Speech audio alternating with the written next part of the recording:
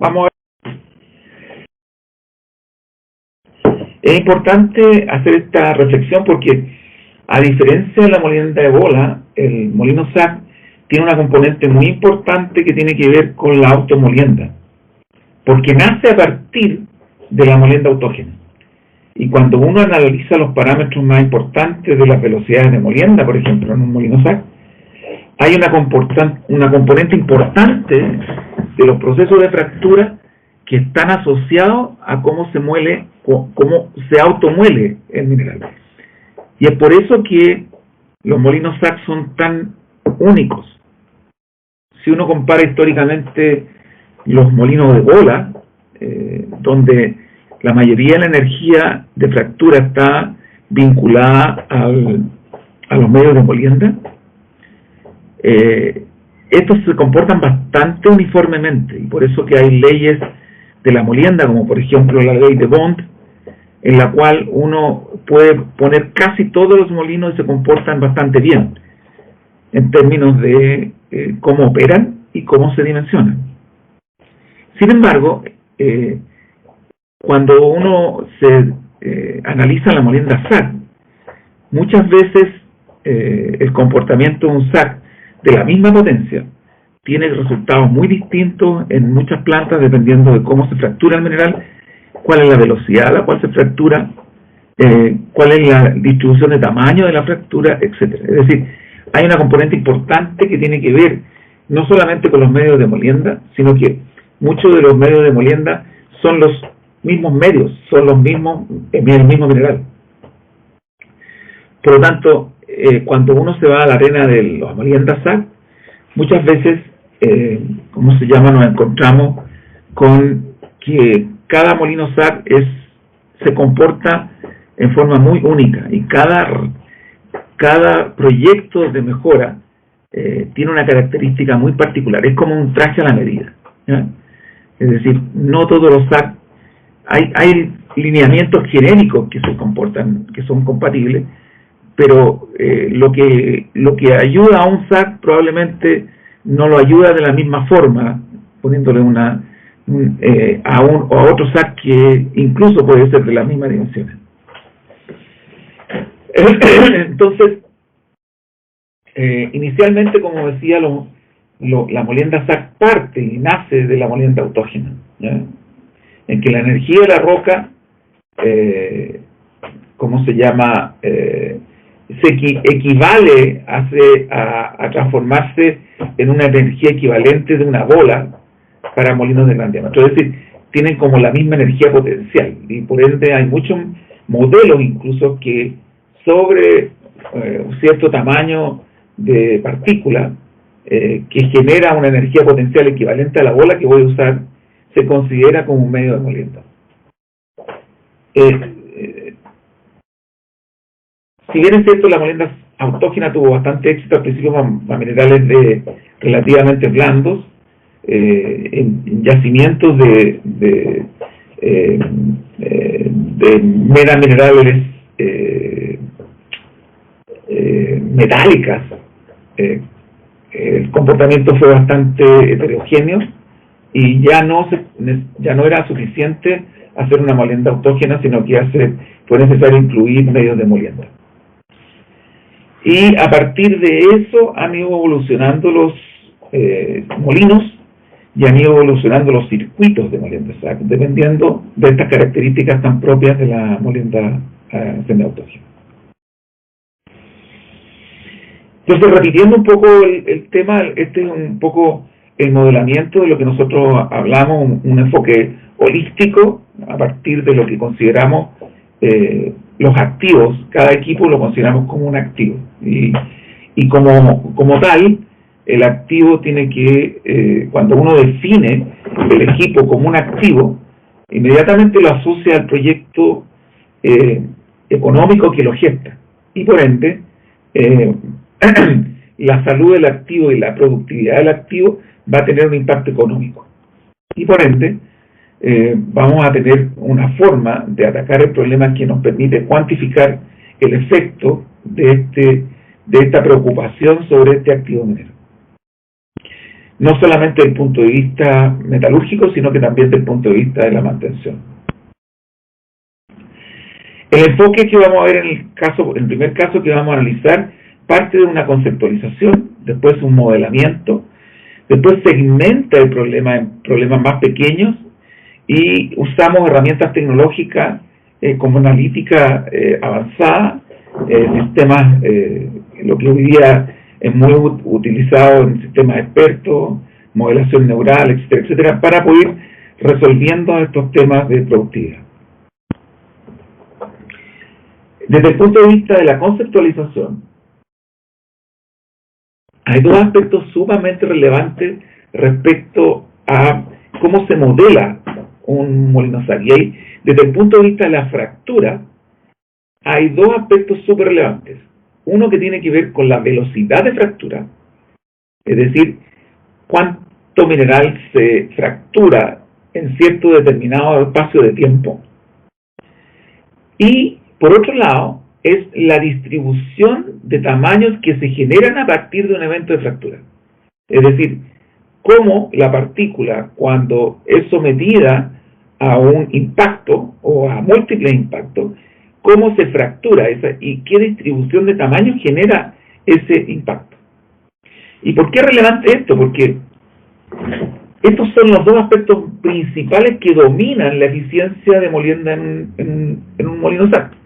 Por lo tanto, nosotros nos vamos a enfocar a cómo aceleramos la fractura, es decir, cómo generamos más eventos de fractura por unidad de tiempo, y cómo generamos una mejor distribución de fractura a partir de que sabemos que mayor energía de impacto va a generar una distribución de fragmentos bastante más pequeños. Es decir, mientras más grande sea la energía del impacto, mayor va a ser el número de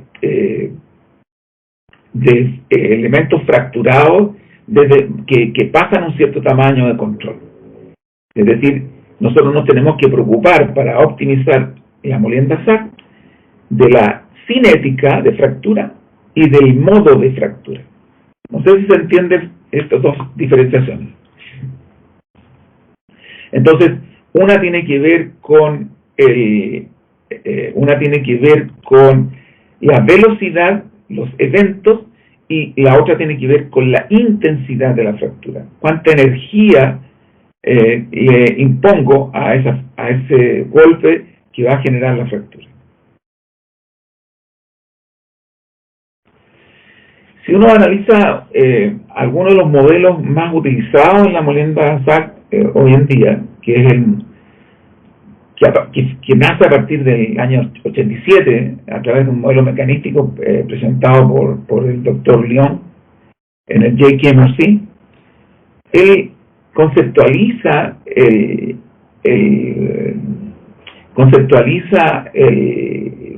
molino SAC como distintos componentes que tienen que ver con los mecanismos de fractura y con los mecanismos de transporte de masa.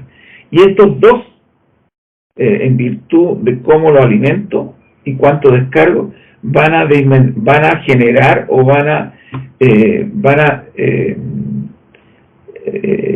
definir el nivel de llenado que yo tengo en ese molino, y por ende van a definir cómo y cuánto material se va a fracturar. Entonces, desde el punto de vista de la fractura, ya vimos que una de las cosas que importa es cómo se distribuyen los tamaños o los segmentos de partículas después de la fractura, que lo vamos a denominar matriz de fractura. Y lo que indica es cuánto a partir de un tamaño I, cuántos segmentos de tamaño J vamos a generar.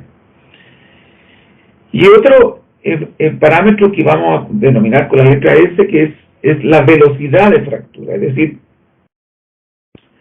cómo desaparece un tamaño de fractura, un segmento de fractura adentro del molino que tiene un cierto tamaño I. Posteriormente, el transporte de ese tamaño, de eso que se fracturó dentro del molino, va a depender de los elementos que controlan el transporte, que tienen que ver con cómo rota el cilindro, cuál es la viscosidad de la pulpa que se genera, y también de cómo enfrentan y se clasifican en la parrilla. Es decir, si yo tengo puros materiales menores que el tamaño de corte de la parrilla, obviamente que el molino va a fluir rápidamente y el tiempo de residencia de las partículas va a ser pequeño, porque la mayoría de las partículas van a tener un tamaño menor que el tamaño de la parrilla, por ende van a pasar por la parrilla rápidamente. Sin embargo, si yo tengo partículas más grandes que el tamaño de la parrilla, van a tener que ser necesariamente fracturadas antes que puedan pasar por la parrilla. Y eso va a indicar que el molino va a empezar a aumentar su nivel de llenado, producto que esas partículas no han alcanzado el tamaño necesario para pasar y salir del molino. Entonces, estos dos componentes de cómo se fractura y cómo se transporta la carga y enfrenta la parrilla definen cuánta carga voy a tener y por ende cuánto es el nivel de llenado máximo que voy a contener y por ende cuánto es el tonelaje que va a pasar por el molino.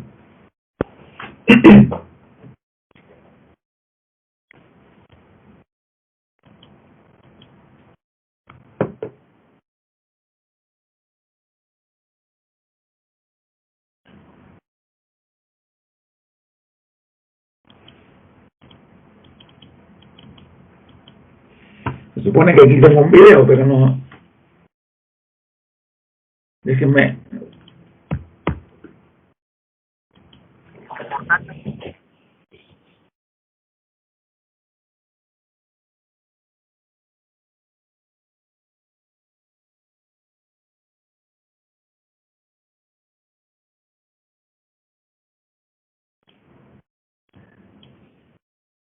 Yo no sé si escucharon el video.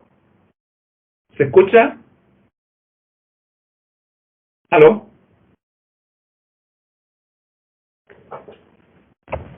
No se logró escuchar, Oscar. Sí, no se escucha. Ahí a la derecha hay un micrófono, ahí creo que tienes que levantar el volumen.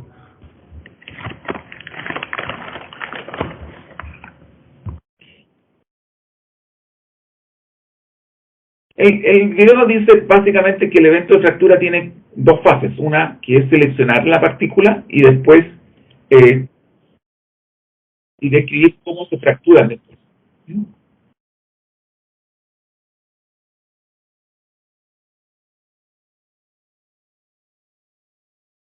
Entonces también está hablando aquí, de la tasa de fractura o la velocidad de fractura, que es un poco lo que explicaba anteriormente, es que define cuánto yo voy a fracturar en una determinada unidad de tiempo. Entonces la tasa de fractura depende del equipo de combinación y también depende de cómo opera. Entonces si aumentamos la velocidad del molino, voy a tener más eventos de fractura por unidad de tiempo, por lo tanto voy a generar mayor fractura. ¿Ok? Y aquí hay una componente súper importante porque en general lo que vamos a estar apuntando es en mejorar precisamente estos dos parámetros. El parámetro de la tasa de fractura, o de la velocidad de fractura, generando más eventos de fractura y a su vez que los eventos de fractura tengan más intensidad. Entonces, la pregunta es, ¿cómo es que conseguimos esto en el molino? ¿Hay alguien que quiera comentar al respecto? ¿Qué podríamos hacer para aumentar los números de eventos de fractura?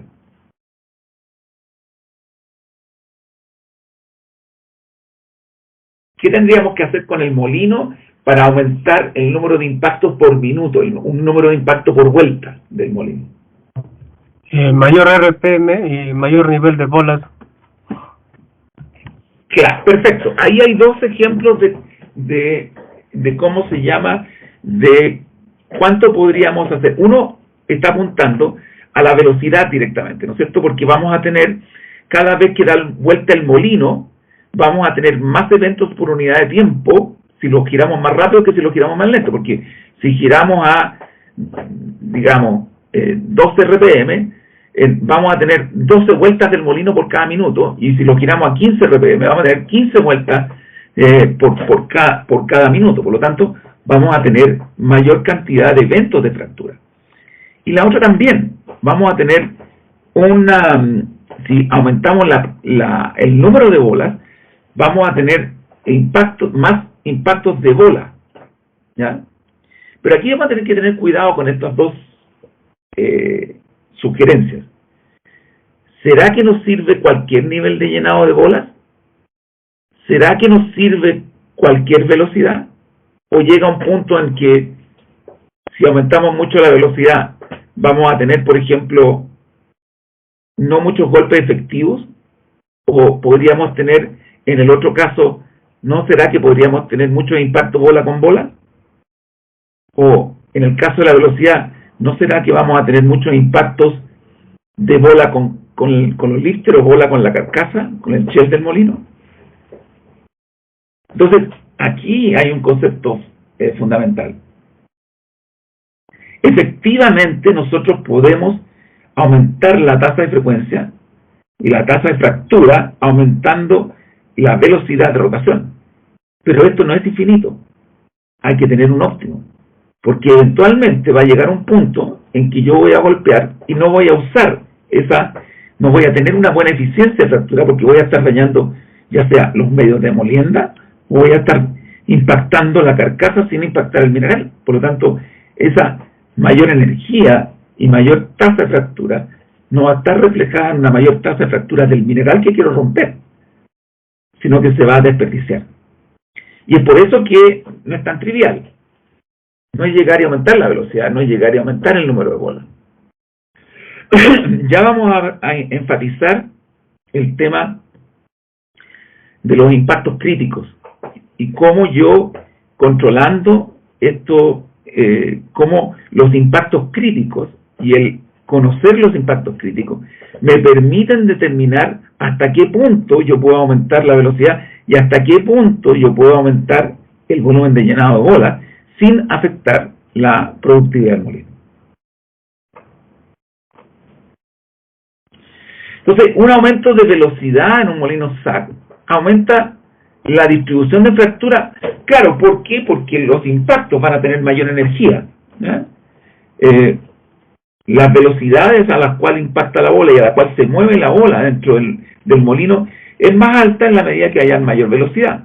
Por lo tanto, la distribución de fractura, es decir, voy a tener impactos que tienen mayor energía y por lo tanto la distribución de tamaños de la fractura va a ser distinta y va a ser mayor cantidad de segmentos.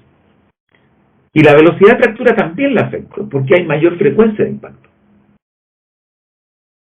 Pero también aumento las pérdidas por mayor frecuencia de impacto indeseado, bola con lifter, y también tengo un evento negativo que es la mayor fractura de bola. Porque las bolas son frágiles, y son extremadamente frágiles si yo no tomo mucha atención respecto del proceso de manufactura. Ya vamos a hablar sobre el proceso de manufactura. Y también, dado que la parrilla, las bolas se fracturan, se chipean, se descascaran, generan deformaciones y tienen mayor probabilidad de tapado en las parrillas, por lo que aumenta la tasa de desgaste, disminuye la disponibilidad del molino y la eficiencia, uno de los componentes de clasificación, tiene menor evacuación, elimina el transporte, ralentiza el transporte, producto que yo puedo tapar más las parrillas, dado que se ha demostrado que las bolas deformadas tienen mayor tendencia a atraparse en la parrilla que una bola completamente esférica. Vamos a dar un ejemplo de una aplicación con un cliente de cómo hemos abordado una problemática que él nos presentó para poder mejorar su molienda SAC.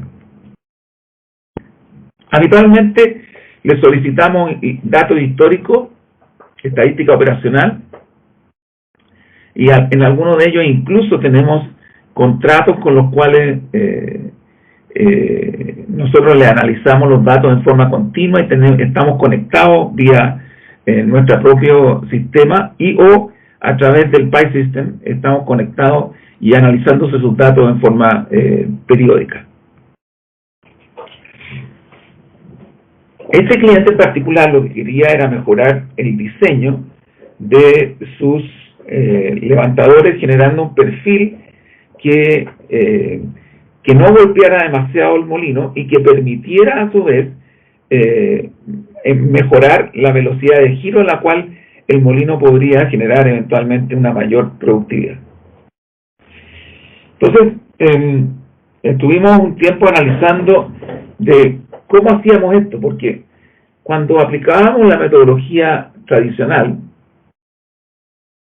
para el diseño de los lifters, es decir, lo que se denomina elementos discretos o Discrete Element Method en inglés, muchos de estos métodos se validan con experimentación de laboratorio. Pero de ahí a que esa trayectoria que simulamos a través del DEM sea verdadera, efectivamente ocurra en el SAC, hay una tremenda diferencia porque efectivamente no podemos hacer pruebas identificando cómo se produce la trayectoria adentro del SAC. Y si efectivamente el escalamiento que se hace a partir de evaluar la trayectoria en molinos de laboratorio es suficientemente bueno para poder decir que esa trayectoria va a ser representativa de lo que va a pasar en un SAC industrial de varias decenas de metros más grandes. Entonces, lo que se había hecho hasta la oportunidad que se hizo este análisis y este desarrollo con el cliente es que la gran cantidad de especialistas toman dos estrategias. Una, validan los parámetros del DEM a través de experimentación de laboratorio y otros lo validan con respecto a otros autores que ya han hecho algunas mediciones también de laboratorio y que la hayan publicado en la literatura. Sin embargo, hasta la fecha no existía un método de calibración que use el molino real en estudio, ni menos un método que lo vincule directamente con la capacidad del molino. Es decir, nosotros podríamos decir, este molino va a tener esta trayectoria, va a mejorar la cantidad de impacto, va a disminuir la cantidad de impacto crítico, pero ¿so what? ¿Qué impacto va a tener? ¿Cuánto aumento de productividad voy a tener yo? No había un método hasta que se nos ocurrió desarrollar uno, que es el que le vamos a presentar ahora.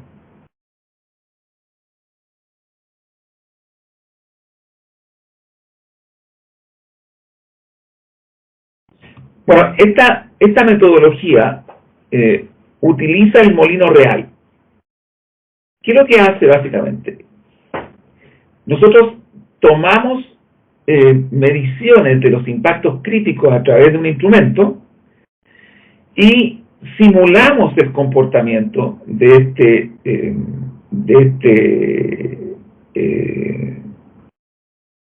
molino SAC a través de la metodología de los elementos discretos y generamos un número de impactos críticos que los validamos o lo corroboramos con respecto al número de impactos críticos medido en el molino SAC.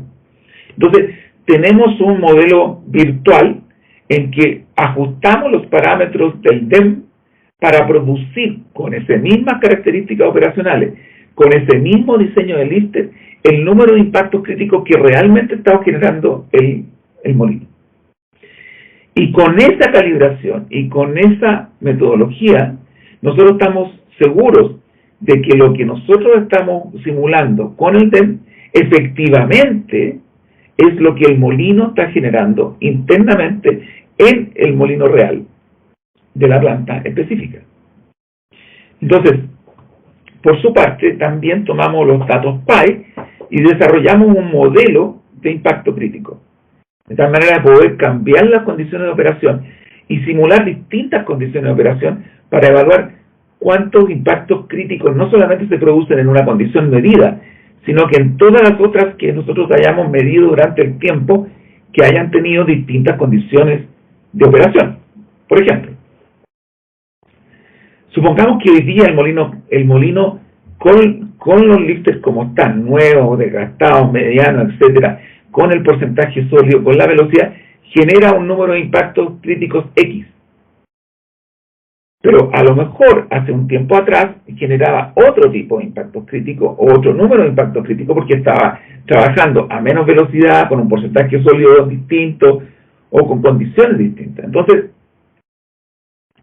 no solamente calibramos con un punto, sino que calibramos con diferentes puntos a partir de cómo se comportó en el periodo de evaluación ese molino SAC y cuántos fueron los impactos críticos y cómo esos impactos críticos generan una diferencia o generan una diferencia en productividad. Es decir, en este modelo de tonelaje que evaluamos, incluimos como variable los impactos críticos. De tal manera de decir, ¿tendrá algún impacto el decir que cuando nosotros generamos más impactos críticos o menos impactos críticos, cómo será la influencia de esa variable en el tonelaje de ese SAC? Y nos encontramos con una sorpresa súper interesante que la vamos a discutir más adelante.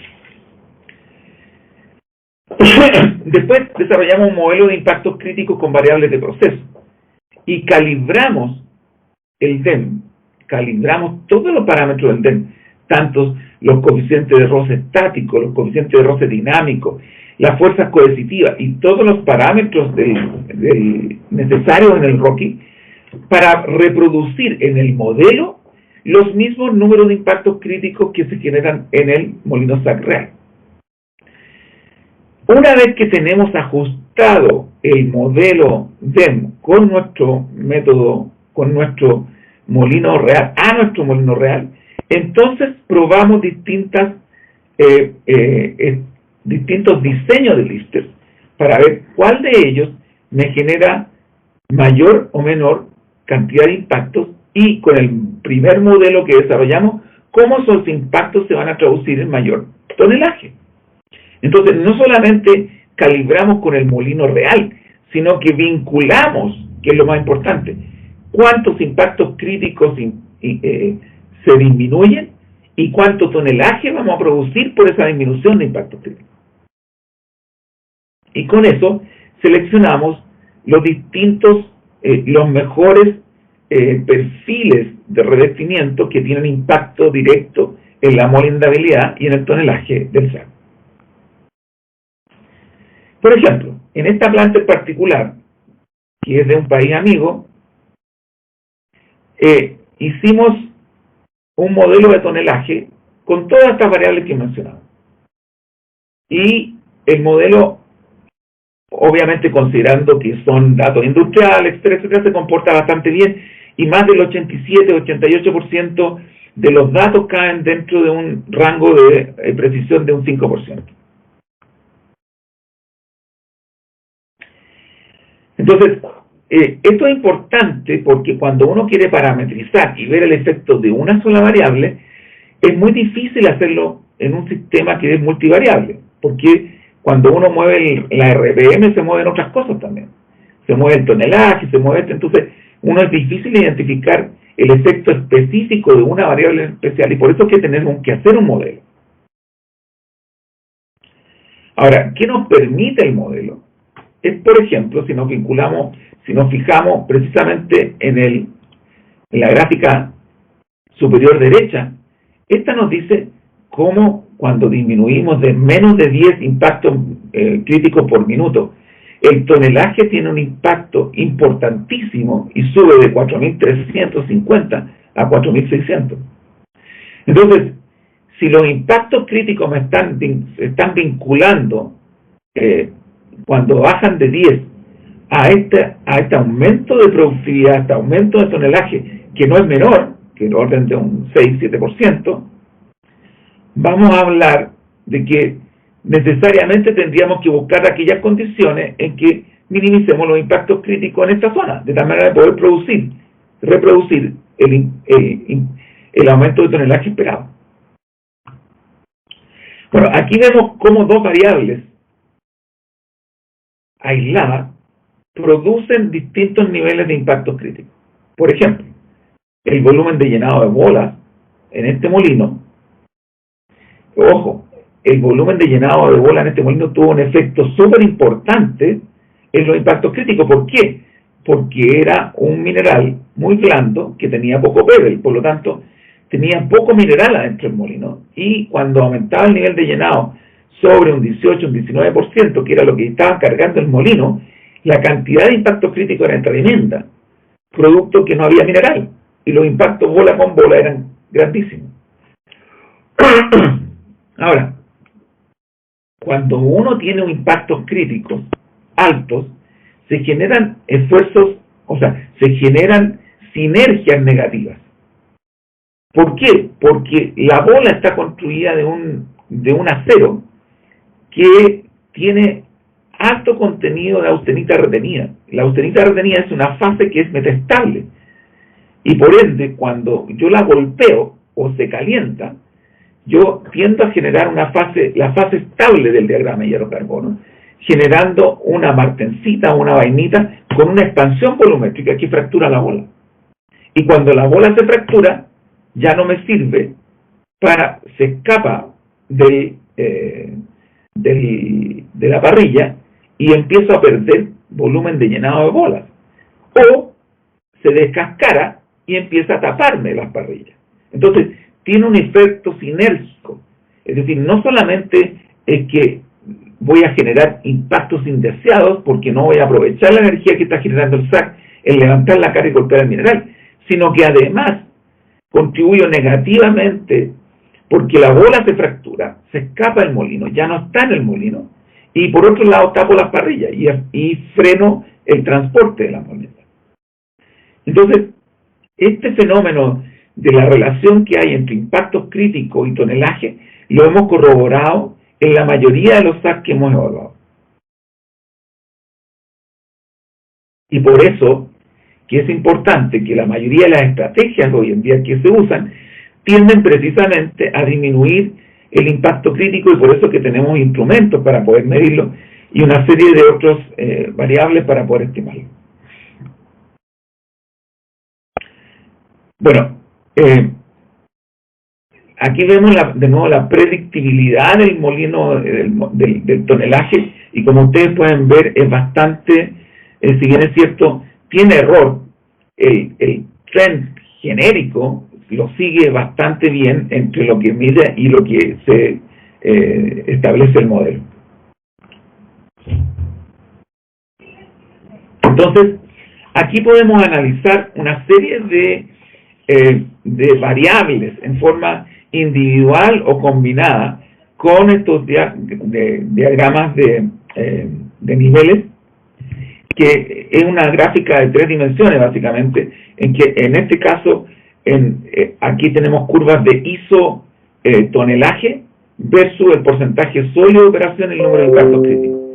En este caso deberíamos estar trabajando en esta zona, es decir, en una zona de probablemente de porcentaje de sólidos medios y con menores impactos críticos, de tal manera de poder generar el mayor tonelaje. También tenemos influencia del chancao y el impacto del chancao. Aquí, acuérdense que la mayoría de los circuitos que tenemos retorno de pebble de los chancadores al SAC, el close-side setting tiene un efecto sumamente relevante en términos de cómo se llama, del tonelaje que procesa el SAC. Y es obvio, es decir, si yo alimento el SAC con un chancao y con un close-side setting alto, obviamente voy a generar menos tonelaje que si yo lo tengo con un porcentaje con un porcentaje close-side setting, con un close-side setting, digo, que es bastante más bajo, generando un tamaño de partícula que ya está muy por debajo del tamaño de la abertura, por lo tanto sale rápidamente el SAC. Bueno, aquí volvemos un poco a cómo generamos esta simulación de impactos críticos. Lo primero que se hace es generamos un threshold, ¿ya? Nosotros, a través de las mediciones de nuestro impactómetro, nosotros tenemos definido un nivel de impacto que está asociado a impacto bola con bola y bola con metal. Es decir, hay un nivel sobre el cual, que en este caso son alrededor de 7,4 kilowatts de intensidad. Todos los impactos sobre de eso son impactos críticos. Es decir, los impactos críticos son impactos de alta intensidad normalmente, ¿ya? Por lo tanto, nosotros como el DEM permite evaluar el número de impactos y la energía de los impactos, nosotros seleccionamos todos aquellos impactos que superan este umbral de energía y los contabilizamos como impactos críticos. ¿Se entiende hasta aquí?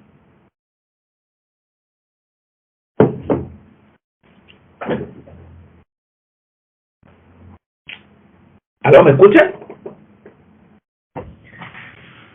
Sí, don Oscar, fuerte y claro. Ya, entonces, el DEM o el ROCI, en este caso, puede contar el número de impactos y la intensidad de estos impactos. Por lo tanto, si nosotros segregamos estos impactos con este umbral y contamos todos aquellos que superan este umbral, nosotros vamos a tener una medición de cuántos impactos críticos por minuto estamos generando con esta. Entonces, si tenemos los impactos generados en el modelo y ajustamos los parámetros para que se igualen los medidos con los simulados, vamos a encontrar un set de parámetros del DEM, o sea, parámetros de coeficientes de roce estático, dinámico, fuerzas coercitivas, que hacen que la simulación esté entregando un valor realista respecto a los impactos críticos que el mismo molino está generando. Y con esto nos aseguramos que efectivamente los parámetros ya no los vamos a medir a partir de un laboratorio, si los vamos a medir efectivamente con lo que está pasando en el molino real. Y con su molino, no con el molino al lado. Entonces partimos con los datos operacionales.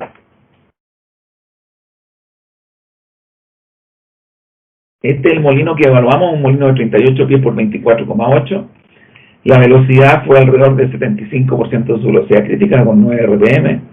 Y estos son los parámetros de evaluación. Entonces, medimos y simulamos las mismas condiciones operacionales y ajustamos los coeficientes del ROCI para que el número de impactos críticos simulados fuera lo más parecido al número de impactos críticos real generados por el molino. Y con eso nos aseguramos que los coeficientes elegidos en la simulación fueran realistas respecto a el molino que estábamos evaluando. ¿Por qué? Porque estamos generando exactamente o muy parecidamente el número de impactos críticos que el molino está midiendo. Todo esto en las mismas condiciones operacionales, con el mismo lifter, con la misma RPM, con el mismo porcentaje sólido, etc. Entonces evaluamos una serie de parámetros del levantador de diseño y lo comparamos con una serie de otros. Entre otros, medimos, por ejemplo, la relación AB, el volumen de levante versus el volumen del molino, la potencia, y una serie de otros parámetros, digamos, la altura, etcétera, etcétera. Y tomamos todos esos parámetros y fuimos evaluando los distintos diseños. Evaluamos como 11 o 15 diseños distintos. Y nos quedamos con los 4 o 5 mejores. Y hicimos un ranking respecto de todos estos parámetros, considerando uno de los más importantes, ¿cómo se llama? El número de niveles de impactos críticos. En esas condiciones de operación, este diseño, sobre todo en la parte cuando estaba casi nuevo, generaba alrededor de 220 impactos críticos por minuto. En cambio, este otro diseño generaba solamente un 42 impactos críticos por minuto. O sea, es una disminución muy significativa de los impactos críticos. Otro aspecto importante es que el consumo de potencia también se levanta y la relación A-B se mejora ostensiblemente. Entonces, tenemos tres elementos súper relevantes que nos impactan la productividad y la disponibilidad del molino, que son los impactos críticos, la energía y por otro lado la capacidad o la facilidad o la dificultad para que el molino se empaquete como es el parámetro A partido por B.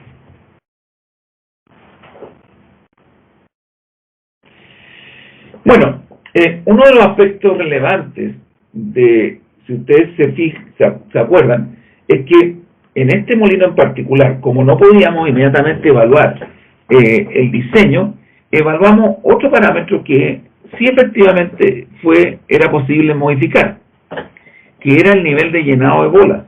Porque si ustedes se recuerdan, el nivel de llenado de bolas nos estaba diciendo, que fue una de las primeras cosas que evaluamos, el volumen de bola nos decía que si lo trabajáramos por aquí a 9 RPM y con 19% íbamos a generar del orden de 200 y algo impactos críticos por minuto. En cambio, si lo bajamos el nivel de llenado a 13, 14%, íbamos a bajar a menos de 17, 18 impactos críticos por minuto.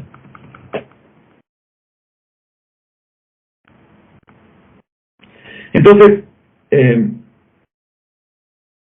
para poder hacer la evaluación de inmediato, y siguiendo el análisis y la lógica del análisis, le pedimos a la planta qué pasaría si ustedes en una parada dejaran de alimentar bolas y llegamos a un nivel de llenado de bolas inferior al 16%, digamos 15%. No se atrevieron a ir al 13% porque dijeron, uno tiene en la cabeza que más bola es mejor porque es más moliente. Por lo tanto, quisimos hacer un cambio más sutil. Y fíjense que arriba se muestra el efecto del tonelaje. Cuando nosotros bajamos el nivel de llenado de bola, el tonelaje subió. Entonces, alguien dijo, no, esto es una coincidencia. ¿Por qué no lo volvemos entonces a la condición anterior? Porque justo ahí alguien dijo, mira, no, es que nos entró un poco de mineral blando.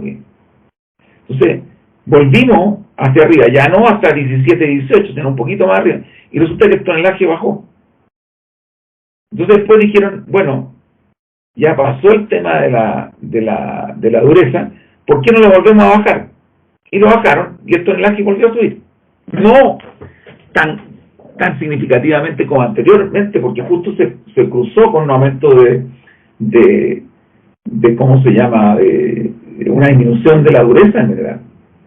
Pero lo que pudimos observar es que inmediatamente que empezamos a generar menos impactos críticos, efectivamente generamos un aumento de tonelaje.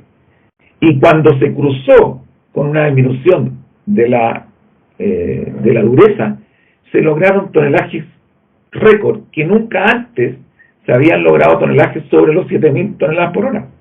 Nunca ese molino había generado su tonelaje. Entonces no fue una casualidad. Probablemente los dos eventos se cruzaron y se potenciaron. Pero lo que sí estamos claros es que le sacamos mejor provecho al molino cuando teníamos menos bolas adentro.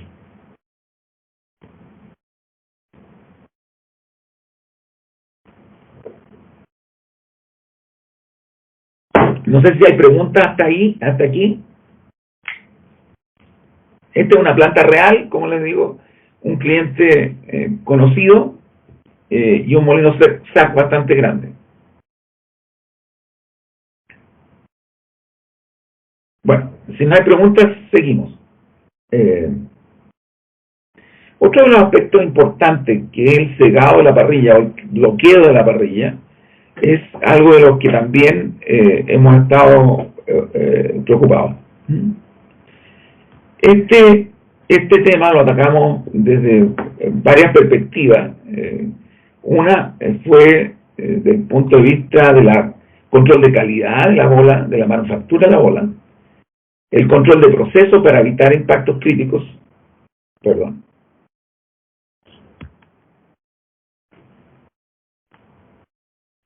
y el diseño de la parrilla, ¿ya?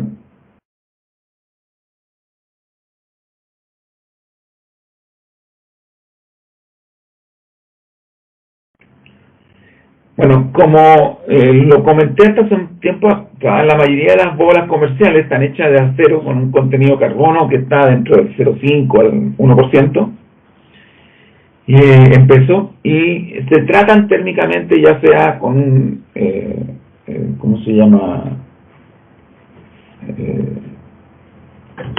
Estoy buscando la palabra en castellano, con un quenching, con un enfriamiento rápido, para obtener un mayor contenido de martensita y o de vainita. Y con esto logro que la dureza de la bola tenga un perfil de dureza bastante parejo.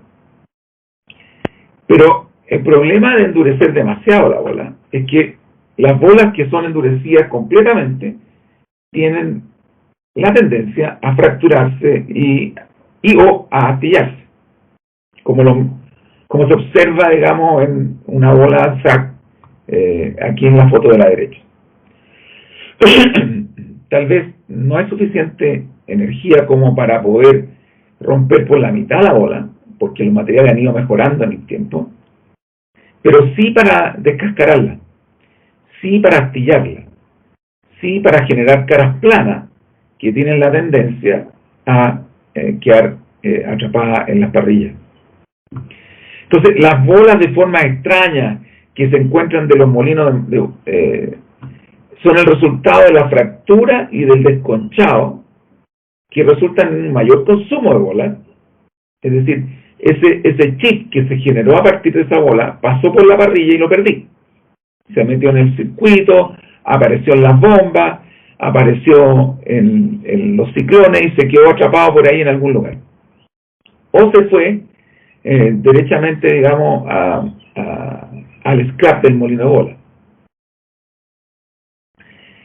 Pero estas bolas tienen una tendencia a tener mayor probabilidad de quedar atrapadas. ¿Por qué? Porque generan caras planas o mayor superficie de contacto en la parrilla y empiezan a tapar la parrilla. Aquí vemos una parrilla de otro cliente que empezamos a evaluar cuál era el tapado normal de una operación con porcentajes de impactos críticos bajos y cuál era el nivel de llenado, o sea, el nivel de tapado de la parrilla cuando los impactos críticos se descontrolaban. Y lo que logramos medir es que lo normal es que la parrilla estuviera tapada entre un 10 y un 15% cuando se operaba en forma normal. Pero esto podía llegar hasta un 75-80% cuando los impactos críticos eran altos y cuando, en consecuencia de los impactos críticos, como consecuencia de los impactos críticos, se producía este desconchamiento o deformación de la bola. Y cuando se sacaron estas bolas, se le midió esfericidad. Y la mayoría de las bolas atrapadas tenían un coeficiente de esfericidad muy bajo. ¿Ok?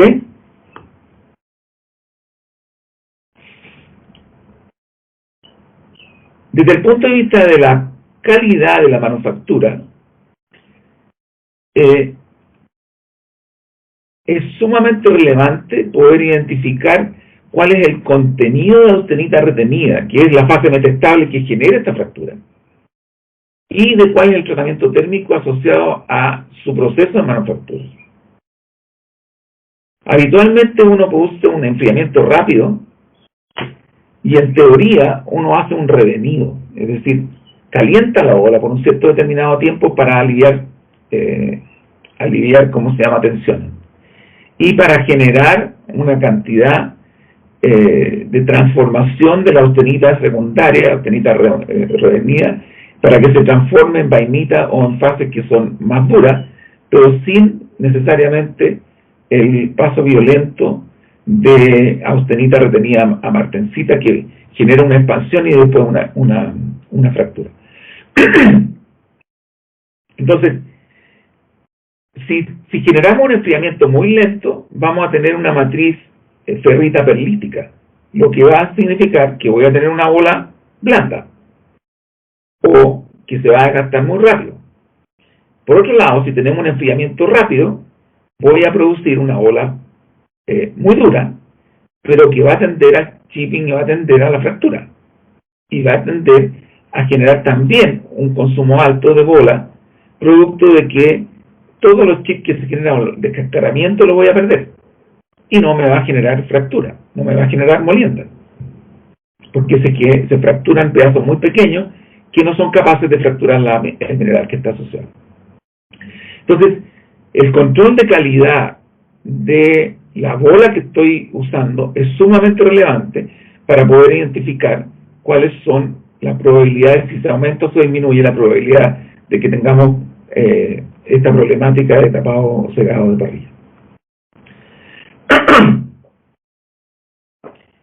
Los impactos críticos o impactos metal-metal de alta energía transforman la austenita retenida en una fase más estable, que es la vainita o martensita, con una expansión volumétrica. Hicimos pruebas por mucho tiempo, en mi época de profesor universitario, en la Universidad de Santa María, en lo que se llama el tubo J. Y probamos distintas calidades de bolas en eventos de fractura con impacto bola contra bola. Y estas son las respuestas de los tipos de fractura que encontramos. Una fractura violenta que dividía la bola en dos, pequeños chips o descascaramientos como el mini spalling o el spalling o incluso el flaking.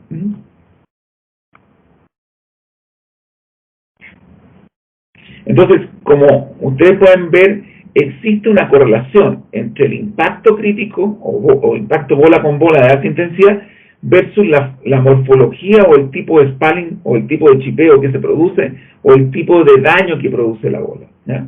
Y eso se puede medir. Y por otro lado, en el ejemplo anterior vimos que estos impactos críticos tenían una correlación con el tonelaje. Es decir, los impactos críticos que se generan son también producto de que yo de repente no controlo bien ni mi volumen de llenado de bola, ni la RPM del molino, ni voy matizando la RPM del molino en la medida que el revestimiento se va desgastando. Y finalmente está el diseño de la parrilla.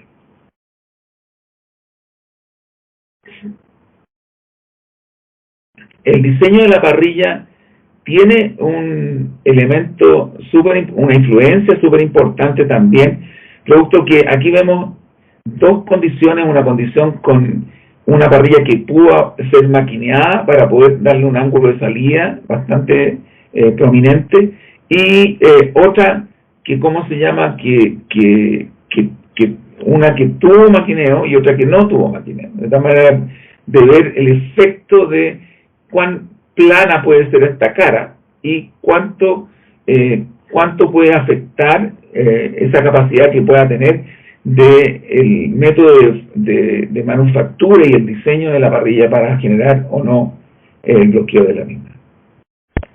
Y después están algunos tipos de diseño en colaboración con algunos... ¿Perdón? ¿Perdón? ¿Sí? ¿Me escucho?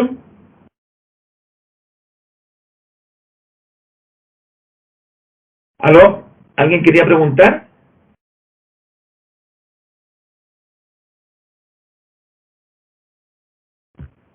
Continúa, profesor. Ya, ok. Aquí tenemos una parrilla con un nuevo diseño que trabajando en forma colaborativa con algunos investigadores del país, que es una parrilla con una abertura variable, llamémoslo así, que permite que eventualmente las bolas le peguen a esta y la expulsen y la muevan hacia el sector donde haya mayor abertura. Y así la pasa para el otro lado. Es decir, si la bola se queda atrapada en este sector, y la bola siguiente le pega, la mueve hacia la izquierda y la podría eventualmente destrabar. Es decir, un diseño en el cual estamos probando de parrilla de destrabe autónomo, llamémoslo así.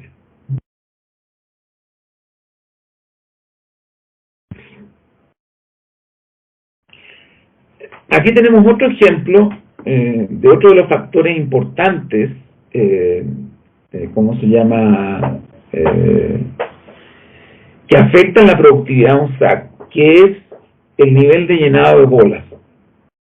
Este es un tema clásico y es un tema que a los que hemos de alguna manera operado molinos SAC es un dolor de cabeza siempre. Es decir, ¿cómo saber cuánto realmente, cuánta cantidad de bolas tiene el molino y cuánto le voy agregando? Y aquí hay una serie de metodologías, ¿ya?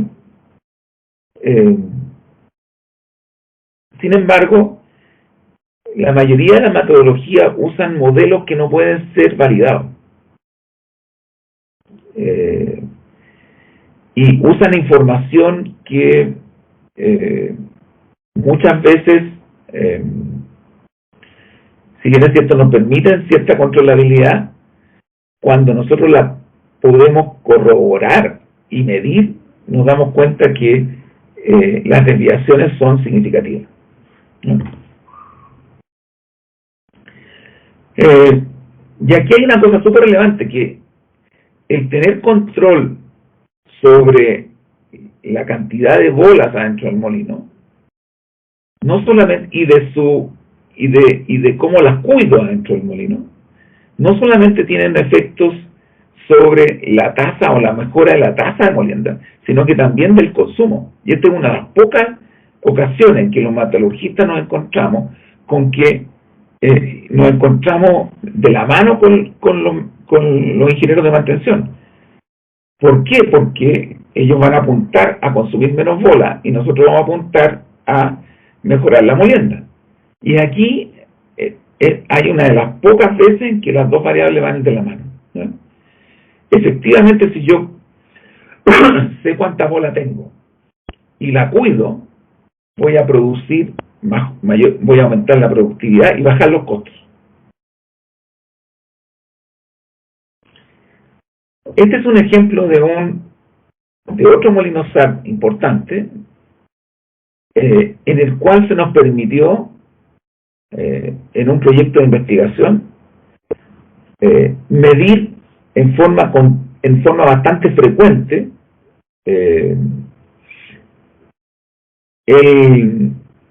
el nivel de llenado y el nivel de bolas, haciendo crash stop y grind out, ¿ya?, en múltiples ocasiones.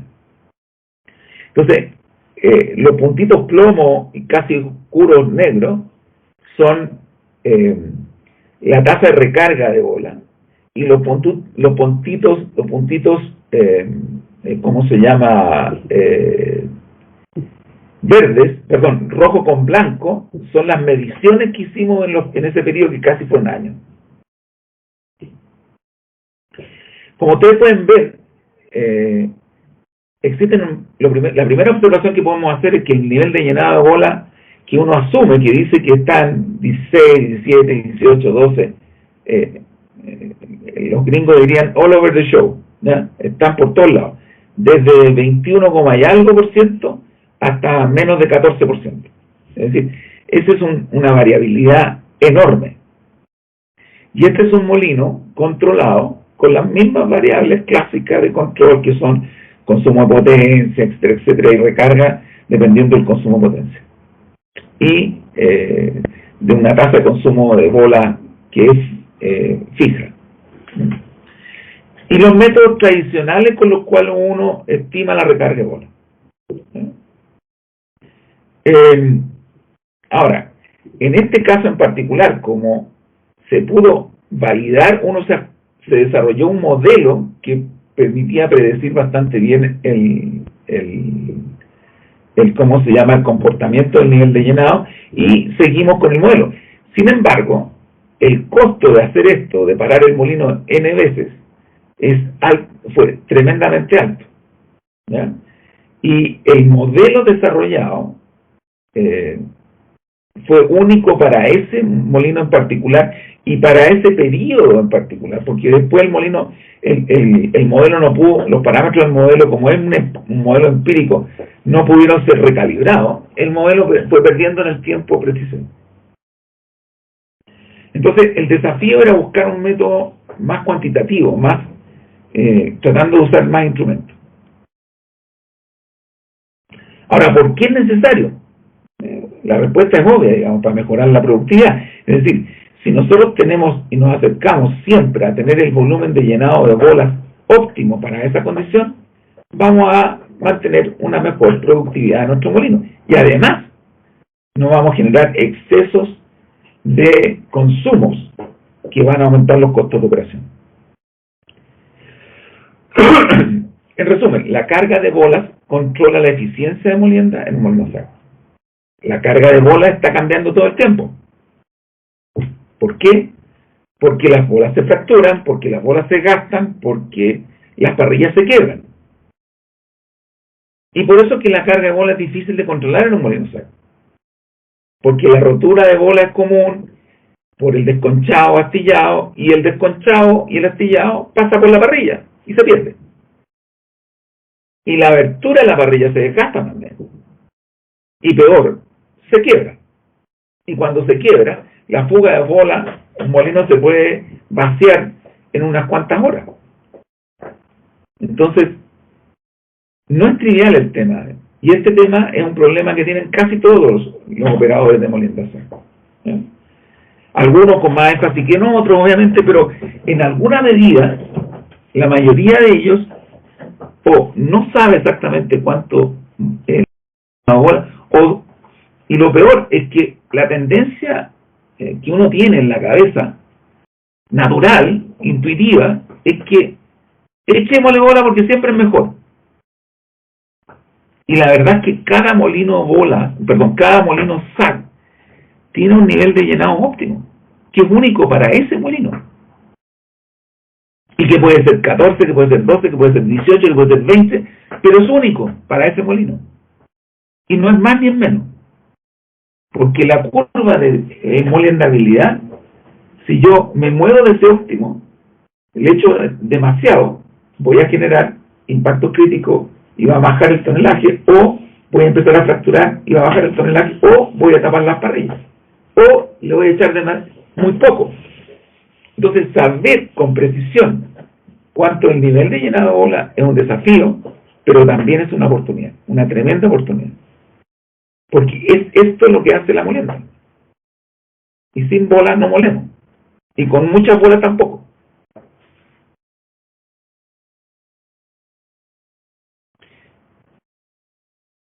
Entonces, nosotros desarrollamos un método que permite, esto está un poco fuera de, que permite, nos permite tratar de evaluar el contenido de bola a partir de la medición de la presión en los descansos para nuestros molinos que tienen un diseño de pad que es súper sensible al peso. Hay algunos pads y algún diseño de pad, y por eso que FL Smith está continuamente rediseñando los pads de su molino para que la transferencia o la ecuación de transferencia entre presión y fuerza sea muy sensible. ¿Ya? Entonces, este método principalmente está orientado a que nosotros, a través de la medición del peso del molino, pudiéramos ver si podíamos identificar y discriminar cuánto de esa contribución de peso estaba asociada a las bolas. Y por eso segregamos, seccionamos la carga. Entonces, pensamos en qué es lo que siente el par, qué es lo que siente el cojinete. Primero el revestimiento del molino. Y lo medimos. ¿Cuánto es el peso, de acuerdo a nuestro diseño? ¿Cuánto es el peso que tiene el shell del molino? ¿Cuánto es el peso que tienen los trunnion, el shell, los polos? ¿Cuánto es el peso que tiene solamente el revestimiento? Que el revestimiento se gasta. Y fíjense que es importante, porque si ustedes miran el peso total, la contribución del revestimiento es bastante alta. Es cercano al 40%. Por lo tanto, en una campaña de cambio de revestimiento, el peso de los revestimientos que se pierde es del orden de un 15 o un 20% del peso total.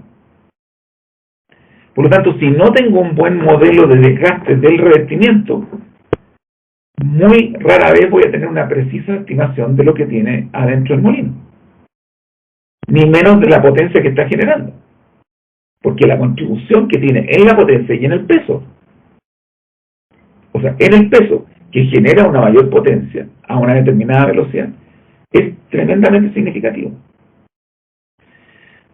También existen algunas fuerzas dinámicas.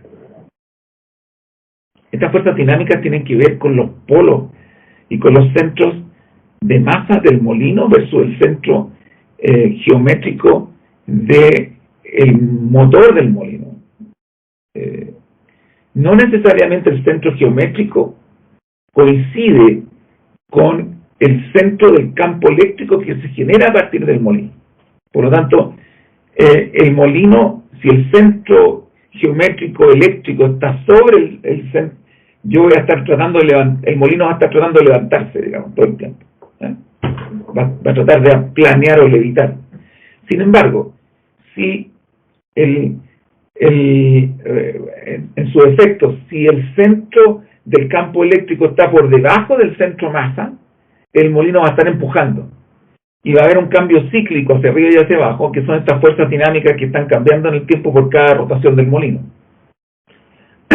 Hay otra componente que es la carga de mineral.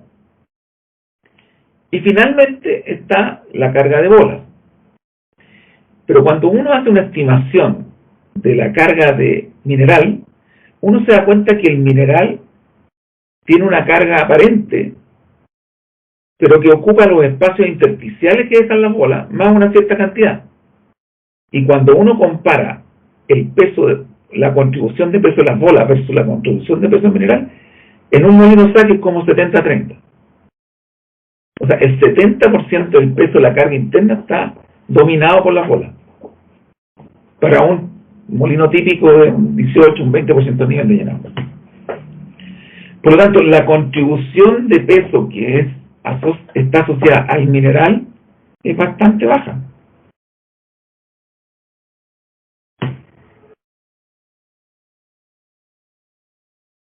Bueno, el método también tiene todo un procedimiento de cálculo, porque los pads tienen que estar ajustados y tener un gap muy parejo, de tal manera de cómo se llama, asegurar que esta ecuación de transformación de la presión en peso sea lo más precisa posible. Y para poder lograr eso, tenemos que fijarnos en aspectos como la calidad del aceite, el estado de los filtros del aceite, la medición de la temperatura del aceite, y a partir de la presión de los pads y la diferencia que se producen en ellos, nosotros ajustamos el gap del pad, de tal manera de que no hay una desviación estándar mínima entre el peso de cada uno de la presión que está midiendo cada uno de estos pads. Este es el diseño actual de los pads de nuestros molinos, que precisamente fueron diseñados a través de elementos finitos y elementos y CFD para producir una sensibilidad del levantamiento hidráulico de tal manera que pudiéramos determinar una precisión muy alta o una relación muy alta entre fuerza y presión, ¿ya? Y por ende la medición del peso. Si nosotros logramos que esto sea preciso, entonces tenemos gran parte del problema resuelto. Entonces, el peso total lo descompusimos en el peso del molino, el peso del revestimiento, el peso de las bolas, el peso de la carga y las fuerzas dinámicas. Ahora, haciendo un análisis estadístico y teórico, nosotros compensamos las fuerzas dinámicas. Con análisis de Fourier, etcétera, etcétera, nosotros logramos eliminar la contribución de estas fuerzas dinámicas, que no son muy altas, pero sí efectivamente generan un ruido. Por lo tanto, hicimos que esta medición fuera incluso más precisa.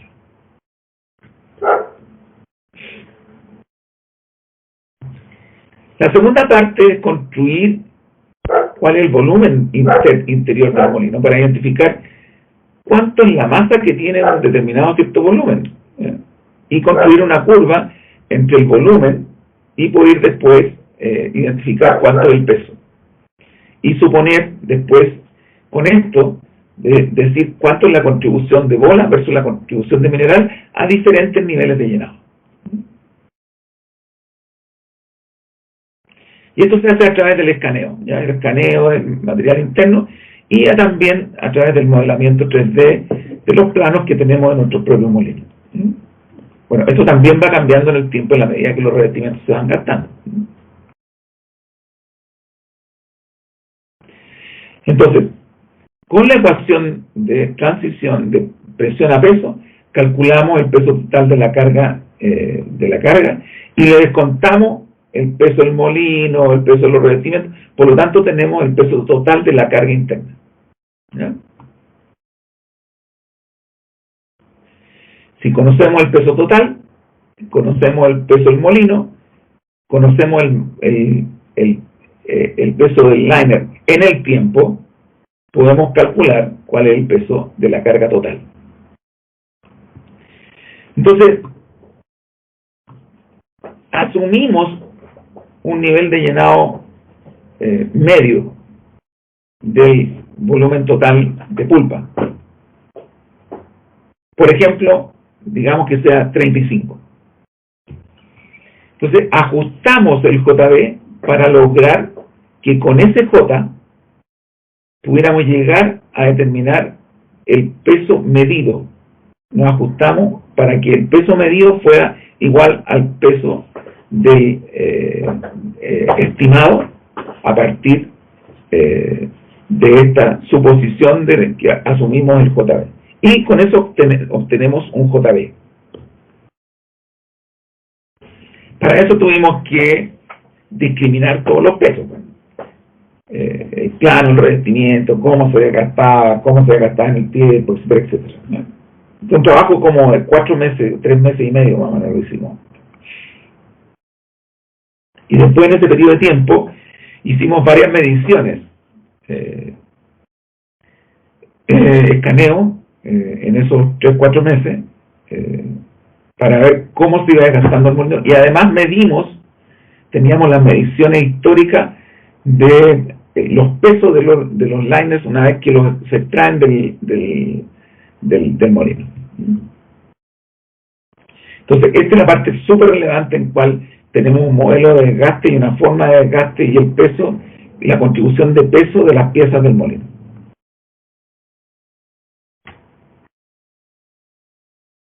Aquí está la metodología de los datos y de la medición. Sacamos la presión en los descansos, la transformación de presión a peso, la corrección de fuerzas dinámicas, estimamos un modelo de desgaste del revestimiento y ¿cómo se llama? Y con el peso del molino determinamos una estimación del peso de las bolas asumiendo un J total. Y después hicimos varias comparaciones con mediciones intermedias.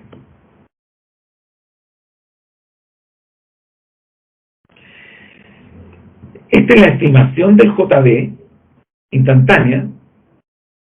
El azul es con un JB constante y después modelamos el J total con respecto a las variables de operación.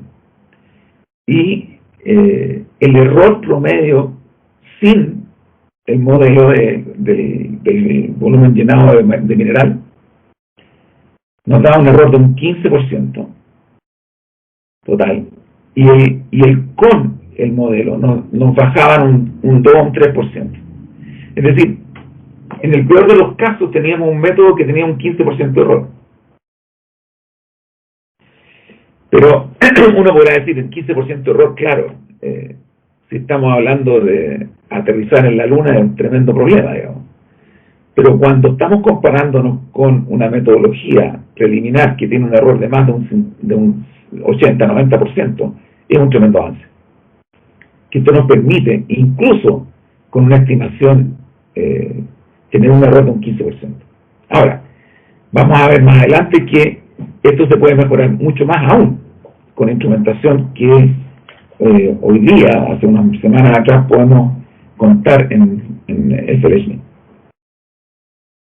Pero este trabajo fue hecho mucho antes de la incorporación de esta nueva compañía que es la que tiene la tecnología para poder medir el J. Entonces, nosotros hicimos un análisis y una comprobación de la metodología, dándonos vuelta al revés ahora.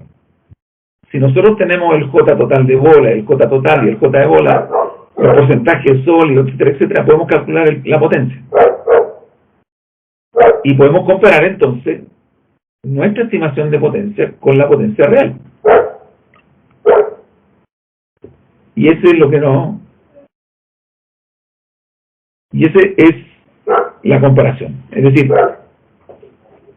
ustedes pueden ver que el comportamiento es bastante cercano y que es bastante... que sigue todo el tren de la potencia del molino. Entonces, con eso y mediciones físicas, pudimos llegar a estimar que el error promedio de la estimación de potencia es como un 2,6%. Lo que es bastante cercano, dado que, insisto, estamos asumiendo y estimando el J total, digamos. Y después comparamos qué es lo que nos decía nuestro modelo versus lo que el modelo previo estaba estimando. Entonces, aquí el modelo previo nos decía que prácticamente no teníamos ninguna variación del volumen de llenado de bola. O sea, la curva azul está más o menos constante desde 20% a 21%. En cambio, el modelo nuevo nos está diciendo que teníamos menos de 17 y llegamos a 22. Es decir, estábamos llenando el molino y no nos dimos cuenta. Después pasamos por un punto de 24 y el modelo antiguo no dijo nada. Después bajamos y el modelo antiguo efectivamente algo logró rescatarse, pero muy sutilmente. Y después, peor, el modelo nuevo empezó a decir: nosotros estamos bajando sistemáticamente el volumen de llenado de bola. Y la estimación de ellos fue constante. Y lo que identificamos aquí es que esto estaba correlacionado con una disminución de tonelaje que lograron medir. Es decir, ellos no se dieron cuenta que la disminución de tonelaje estaba asociada a que fueron perdiendo bola. Porque la metodología de evaluación de su sistema no era muy precisa. Bueno, esto tiene un tremendo potencial.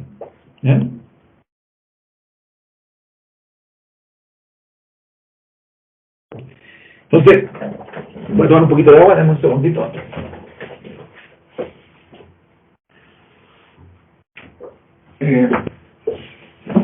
Entonces se desarrolló un método que permite estimar la carga de bola al interior del molino en forma instantánea. Insisto, esto fue a raíz de una petición de un cliente y el desarrollo fue hecho con nuestros recursos y los costos fueron compartidos. El costo, en este caso hay algunos costos que se traspasaron, pero el beneficio del proyecto fue enorme respecto al costo total del proyecto, que no superó los 70, o sea, $80.000.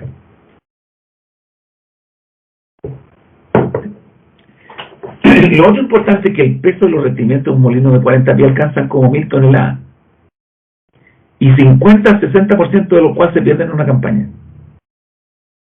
O sea, si no consideramos esto en cualquiera de los modelos que estimamos, nosotros vamos a tener una tremenda diferencia.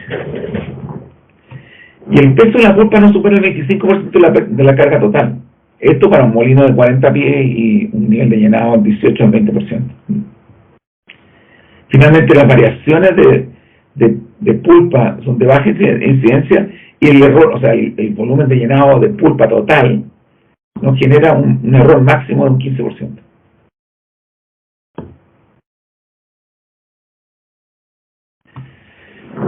Por otro lado, la modelación neural permitió bajar de un 15 hasta un error promedio de un 12%. El método es mucho más preciso que lo existente. En combinación con un sistema de carga de bola, podría mejorar significativamente la eficiencia y el tonelaje que pasa el molino en ese periodo de tiempo. El método utiliza un modelo de desgaste. Ya les dije que era súper relevante el modelo de desgaste porque la contribución que tiene en el peso total. Y se puede lograr una mejora adicional siempre y cuando se tenga un sistema de medición del volumen de llenado, como por ejemplo el Low IQ. Smith hace un tiempo cortito atrás adquirió una compañía que se llama KnowledgeScape, y ellos desarrollaron lo que llaman el Mill Scanner para molinos SAG y bola. Que lo que es el Mill Scanner precisamente es un dispositivo que dentro de otras cosas mide el volumen de llenado total del molino. A diferencia de otros sistemas, es de fácil instalación, mide cómo se llama los impactos a través de un set de acelerómetros súper sensibles en 3 dimensiones. Se ajusta la carcasa al shell del molino a través de una placa que es diseñada para el molino en particular, y se adosa a los pernos de sucesión del molino. El Mill Scanner es un sensor que se monta al casco, como decía, utilizando los pernos. Ahí estamos viendo en una parada común y corriente, se puede instalar, mide la vibración utilizando acelerómetro de 3 ejes, es capaz de identificar en su posición en el molino la intensidad de los golpes, y además permite medir la intensidad de impacto y el nivel de la posición del hombro y del shoulder, el hombro y el pie de la carga. Entonces mide el pie de la carga, el ancho de la carga, los impactos totales, el llenado volumétrico y las RPM, y la dirección también. Una de las gracias que tiene este sistema comparado con otros es que tiene autogeneración de energía, tiene un sistema como los relojes modernos, que el movimiento hace que, se genere energía, y esa energía es suficiente como para alimentar al sensor, a la electrónica del sensor. Y esto lo hace sumamente importante porque, como la generación de energía es bastante relevante, uno no tiene que guardar energía para poder asegurar la batería, y la cantidad de puntos de información que manda por minuto es mucho más alta que si yo lo alimentara con una batería, por efecto de que lo mismo que le pasa a los celulares, digamos. Es decir, para poder, que me dure más la batería, tengo que hacerlo trabajar menos, digamos. Por lo tanto, la autogeneración de energía no solamente tiene un impacto en la duración infinita, llamémoslo entre comillas, si se puede hablar de infinita, del instrumento, sino que también en la cantidad de información por segundo que es posible que mande. No hay limitación en ese sentido. El máximo que la tarjeta de análoga digital análoga permite transmitir. Bueno, existen otros aspectos también que tienen que ver con la otra parte, que es el transporte de pulpa dentro del molino, que tiene que ver con, por ejemplo, el trommel.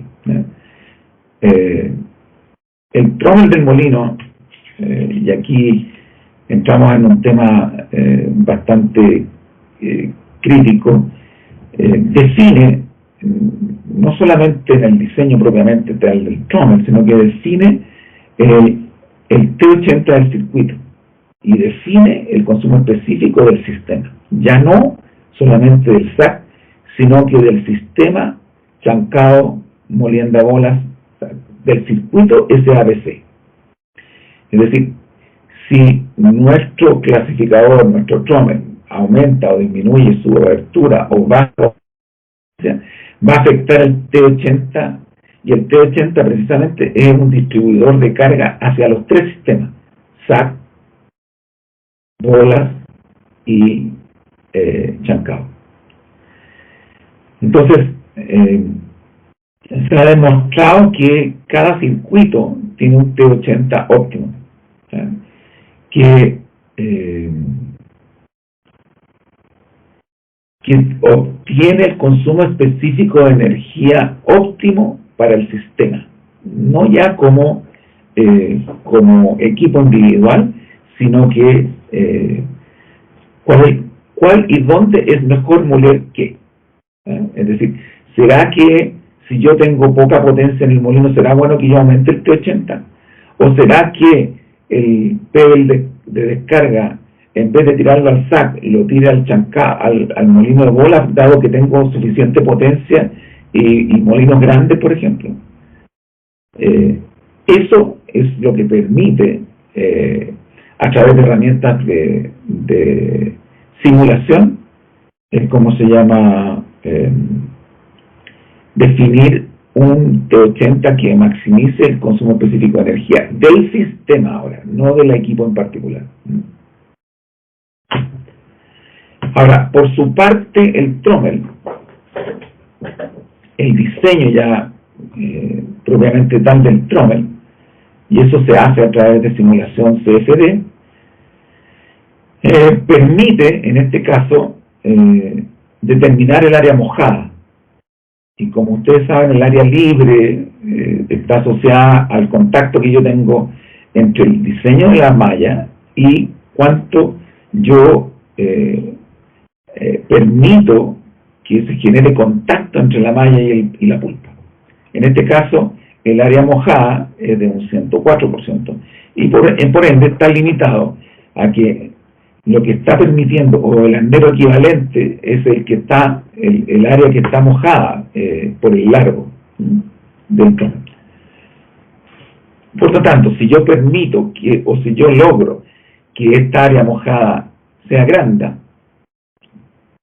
voy a aumentar el área de contacto, voy a aumentar la eficiencia del trommel, y por ende voy a obtener una mejor consumo específico de energía en el circuito. ¿Por qué? Porque ya no voy a recircular pulpa que ya tiene las condiciones de salida y la estoy recirculando al molino, ¿ya? En este caso, a través de los deflectores y con mallas mejoradas, se logró aumentar el área mojada de 104 a 126. Y esto tiene que ver también con no solamente con los deflectores en el trommel, sino con los deflectores en la salida del molino, ¿ya?